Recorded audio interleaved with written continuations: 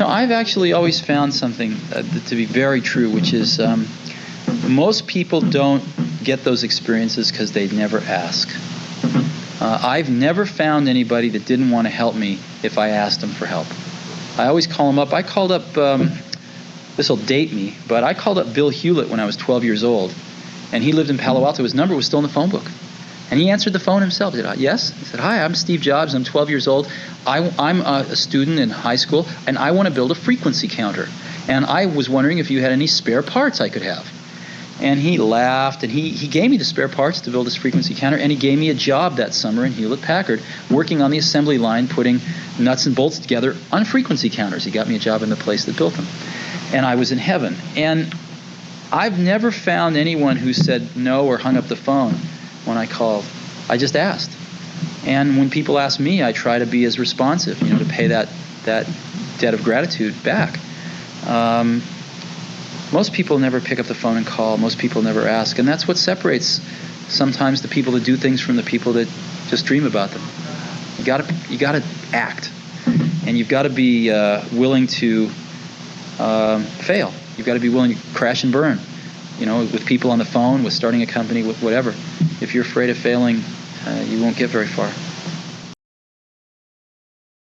테드 올랜드의 예술과 공포라는 책에선 시도의 중요성에 대한 흥미로운 내용이 나옵니다. 책에서 나오는 한 대학 교수는 학생들을 상대로 두 개의 그룹을 만들어서 실험을 합니다. 첫 번째 그룹은 학생들의 학기말 성적을 도자기의 개수로 결정합니다. 예를 들어서 40개를 만들면 A를 주고 30개를 만들면 B를 주는 식이죠. 두 번째 그룹은 학생들의 학기말 성적을 도자기의 퀄리티로 결정합니다. 학기말이 되고 도자기를 살펴보자 교수는 놀라운 사실을 하나 발견합니다. 양으로 성적이 결정되는 첫 번째 그룹의 도자기의 퀄리티가 훨씬 더 좋았던 거죠. 대부분의 질적인 요소들은 양에서 나옵니다. 그리고 우리가 하는 일의 대부분은 도자기를 만드는 행위보다 훨씬 더 복잡하죠. 때문에 훨씬 더 많은 시도가 필요합니다. 사실 시도가 중요하다는 건 대부분이 알고 있습니다. 실천을 못할 뿐이죠. 실패할 걸 알고도 시도하는 건 인간의 본성을 거스르는 일이니까요. 인간은 사회적 동물입니다. 타인의 시선을 통해서 나 자신을 평가하고 때문에 그 어느 동물보다 타인의 시선을 더 신경 쓰죠. 내가 이 일을 실패하면 다른 사람들이 나를 어떻게 생각할까 라는 생각은 본능입니다. 그래서 대부분은 어떤 일을 시도조차 못합니다. 실패했을 때의 시선이 두려우니까요.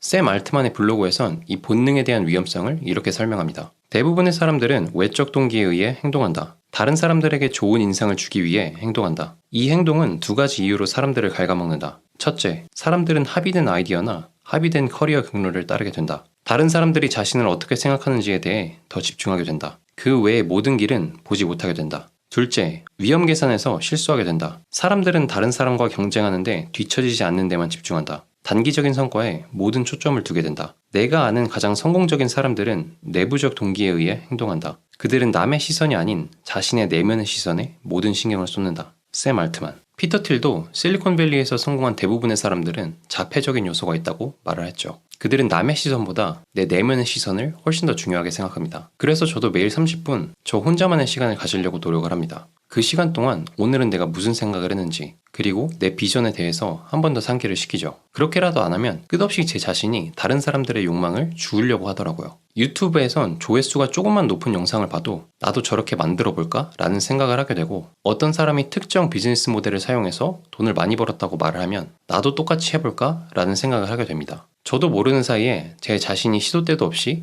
다른 사람과 저를 비교하고 따라하려고 하게 되더라고요. 그래서 매일 30분씩 바탕화면을 정리하듯이 제 생각들을 정리하고 제가 진짜로 원하는 비전이 뭔지에 대해서 한 번 더 상기를 시킵니다. 소크라테스는 아테네 법정에서 성찰하지 않는 삶은 의미 없는 삶이라고 말을 했죠. 어떻게 보면 극단적인 말이기도 하지만 저는 틀린 말은 아니라고 생각합니다. 자신의 삶의 목적과 방향을 고민하지도 않고 남을 그냥 따라하는 삶이 얼마나 큰 가치가 있을까요? 샘 알트만, 일론 머스크처럼 위대한 일을 하라는 말이 아닙니다. 적어도 나 자신이 어떤 사람이고 내가 정말로 가치 있게 생각되는 일이 어떤 일인지 정도는 알아야 된다고 생각을 합니다. 그게 소박하게 사는 삶일 수도 있고 모험적인 일을 하는 삶일 수도 있겠죠. 하지만 그 어느 삶이 됐든 나에 대해서 조금 더 알아보는 시간은 가져야 된다고 생각을 합니다. 오늘도 시청해주셔서 감사합니다. 유아.